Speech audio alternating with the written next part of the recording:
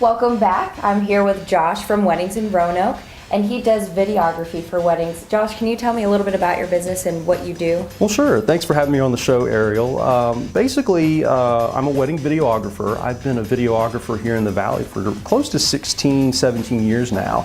And the industry has changed a lot when it comes to wedding videos. Typically brides think of wedding videos as being those 1980s cheesy kind of, big cameras and put it in bright the lights. VCR and everybody Right. sit around and watch. Exactly. And so the technology's changed quite a bit. Yeah. And with the advent of DVDs and Blu-rays, and now we have high definition TV and now 4K TV, which is the new visual format. Right. So it's even more clear than high definition. So do you feel that it's hard to get into the wedding industry? Because I feel like a lot of people don't think of videography at first. Most people might think of photography. They do. A lot of people think about photography, and that's simply because their mom, when they got married, Right. they had photography. Grandma got married, they had photography, Right. and video is still sort of a new realm in the wedding business. But one of the great things about video is, especially with the millennial bride, the younger brides today, they have the smartphones, they have the high-speed internet.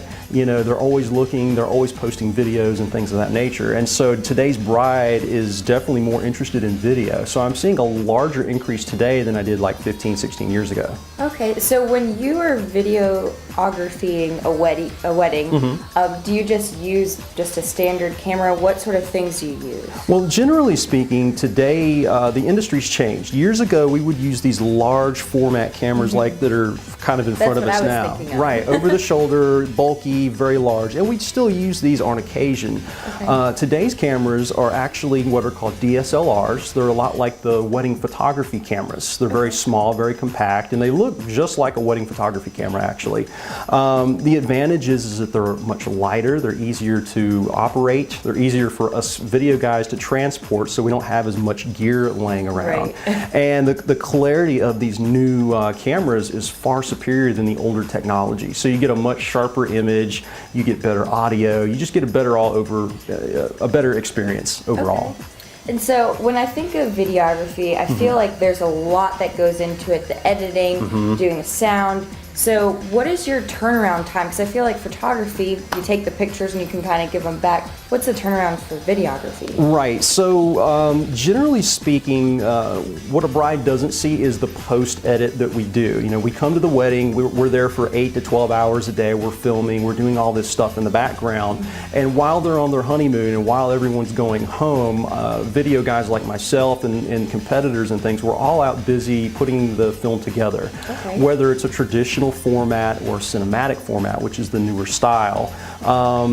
Basically, a wedding edit can take anywhere from 2 to 5 business days, just to edit and put together. That's a lot quicker than I was thinking. Yeah, well, the technology has increased because we have computers and we have memory cards, and that the technology has dramatically increased the overall speed of the thing. So generally, a couple of weeks, and you should have a nice film sitting on your doorstep. Wow, that's awesome. So Yeah. basically, when I get back from my honeymoon, I can just relive the moment, right? Right, exactly. As a matter of fact, most brides nowadays expect about a 2 to 3 week turnaround time. So by the time they get back from the cruise or the honeymoon, we drop it in the UPS box and boom, there it is. That's awesome. Yeah, yeah. So do you just film the actual ceremony, or what sort of, you said you're there for 8 to 12 hours. I feel like that's a lot longer than the ceremony. What goes into the... Well, basically all video guys, doesn't matter if it's me or somebody else, we have prep work. So we generally will get there a few hours before the wedding.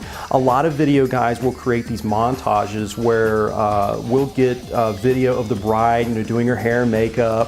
Okay. We'll get the guys trying to go left foot, right foot, I don't understand, because that's how guys are, right?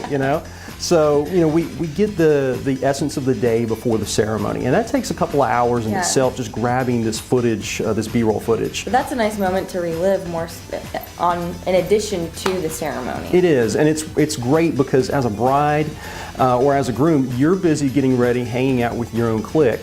and you have no idea what the other person is doing. You don't know what's going on outside of the bridal suite and that sort of thing. So it's nice to be able to see, oh, this is how the flowers are being put together, and here are some guests arriving signing the guest book, and here's somebody, you know, playing kickball, the little boy, or, you know, whatever. That way the bride and groom can focus on what they need to do, but they're still able to see what's happening while they're busy. Exactly. Okay. And one of the great things about a video is that you can actually hear and you get that overall emotion whenever you see the video. You know, still photography is great in the moment, but you know, at the end of the day, brides are going to spend a lot of money and a lot of time on weddings, and when it's all over, you're basically going to have two things. You're going to have wedding photography, and if you're smart, you're going to have a video.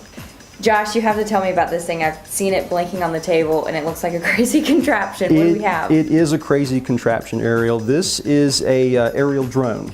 And so what we do is we will utilize this helicopter basically to capture video from the sky. Huh. A lot of video guys are using this now. It's sort of a new technology. It's been out for a couple of years. You've probably heard some things about it on the news, you know, with the FAA and things like that.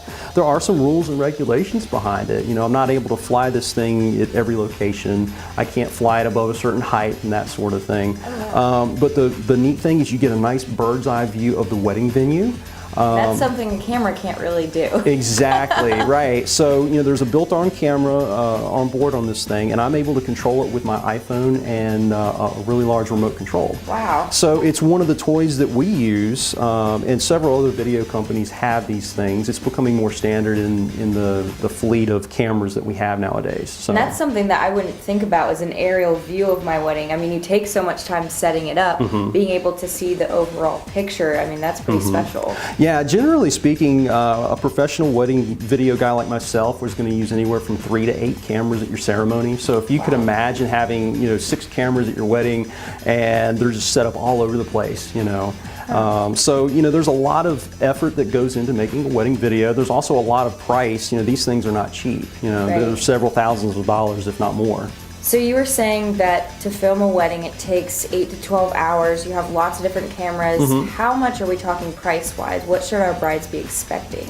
Generally speaking, video guys like myself are slightly under the photography realm in price. Really? Yeah. So, for example, if you hire a photographer for $3,000, we're probably going to be somewhere about 75% of that price. It really depends on what you want. A lot of people have packages, you know, which are great, so you get a flat rate and you get all these bells and whistles built into the video. And then there are other video guys like myself that offer a la carte, so it's better for budgets and that sort of thing. That way you can pick and choose what you're looking for. Right. You know, for example, if you don't have a DVD player and you only have a Blu-ray player, well, you can get just a Blu-ray disc. Oh, you know, that sort of thing. That makes sense. Right. So it makes it more convenient for the bride, and it helps with the budgets, and you basically create your own video. But the range really varies on the technology and the experience behind the videographer, just like it would in any other thing that you would typically buy. Okay. Well, thank you, Josh, for educating us on what goes into the filming of weddings. And brides, stay tuned. We're going to be talking to a local florist about flowers.